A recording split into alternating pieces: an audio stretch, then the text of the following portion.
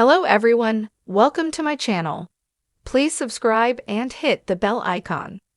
Yellowstone's Gil Birmingham talk series finale, rainwater getting the ranch, treaty with Case, potential future, and more. Warning: spoilers lie ahead for the Yellowstone series finale.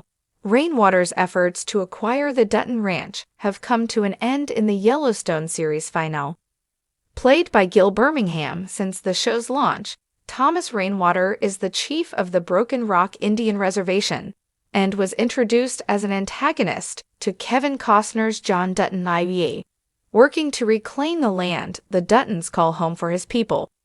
As the show has progressed, though, and other threats have come to Montana, Rainwater and Dutton have steadily had to put their differences aside to work together to protect those they care about.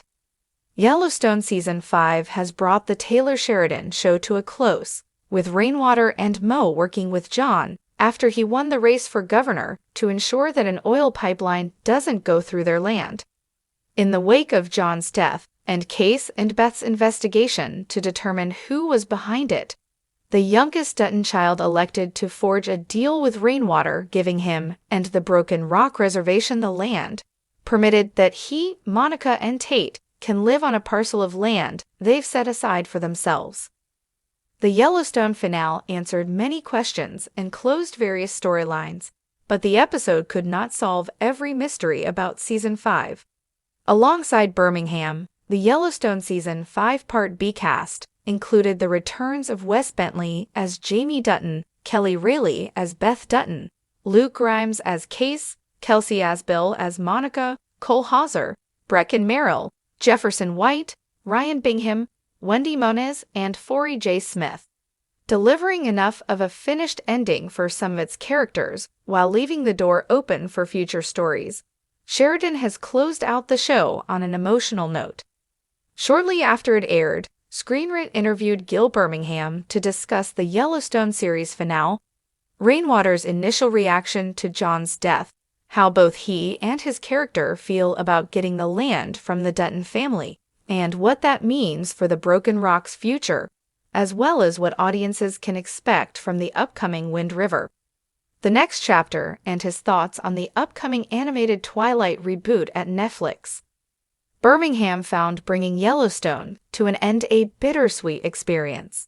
He also finally shares his thoughts on John Dutton's death.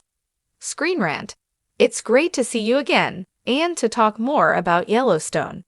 I can't believe we're at the end, at least for the mainline show. How does it feel for you being at the end after 5 seasons? Gil Birmingham: 5.5 seasons, 7 years, 14 days, 6 hours. Laughs: no, it's bittersweet. I think we all know that nothing lasts forever, unless you're Law and Order, or something like that. It was a great resolution, very powerful. I think throughout the whole last half of the season, we were all quite introspective and nostalgic about sharing our 7 years together, and just being so blessed to be part of such a great project and great people. So I don't know that we're letting go of that. It's over, essentially, but we don't know any more than that. We're just riding on hope.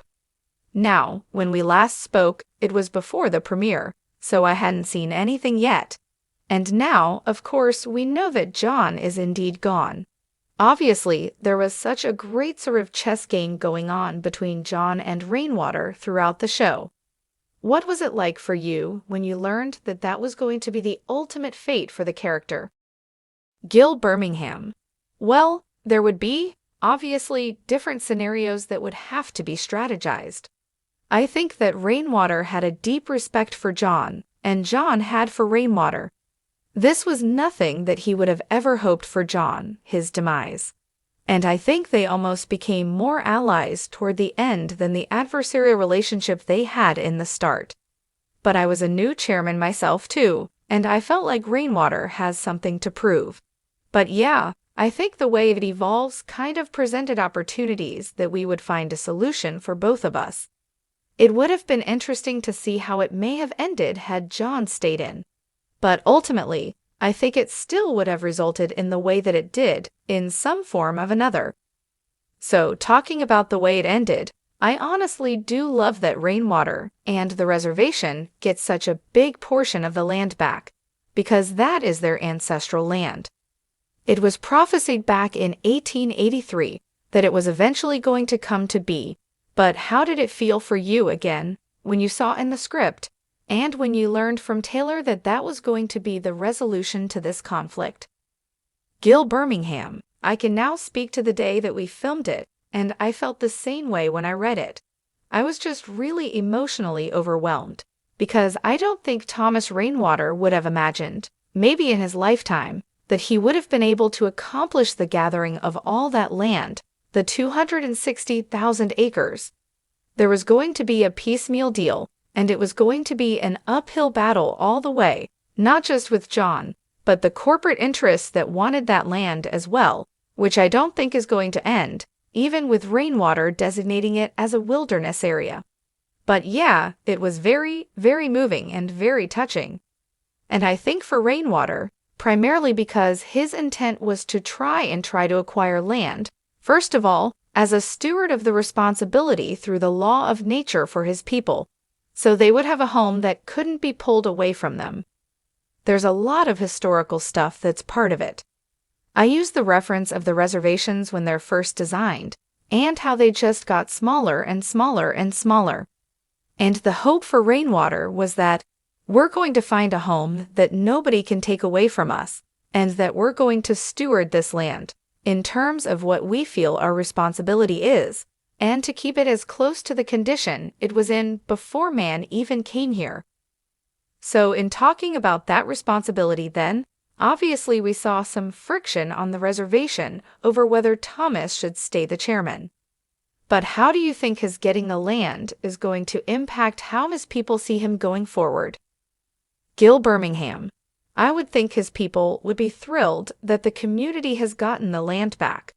I don't think they would have imagined that this would have happened in such a large scale. Now the responsibility is, how do you generate enough resources to be able to do that stewardship? Because it's a sacrifice.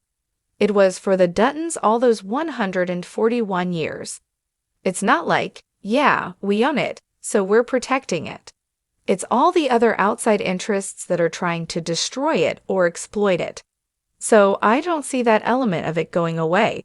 But in terms of the intention of Rainwater, I use the example of some of the tribes that I know that have really developed communities for their tribe of schools and hospitals, and a community where they can feel safe and comfortable, and know that it's not going to be taken away from them, and outside of that, maybe the utilization of an educational center.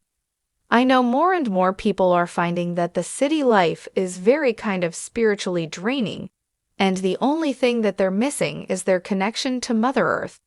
That's kind of the whole culture of the native world. Mother Earth is the one thing that sustains all life, and we've been so disconnected from it. That's why we have the depression and the sadness that most people feel. So I think that would be a great opportunity for people to come in and maybe learn about what the land and the history of where we all originate.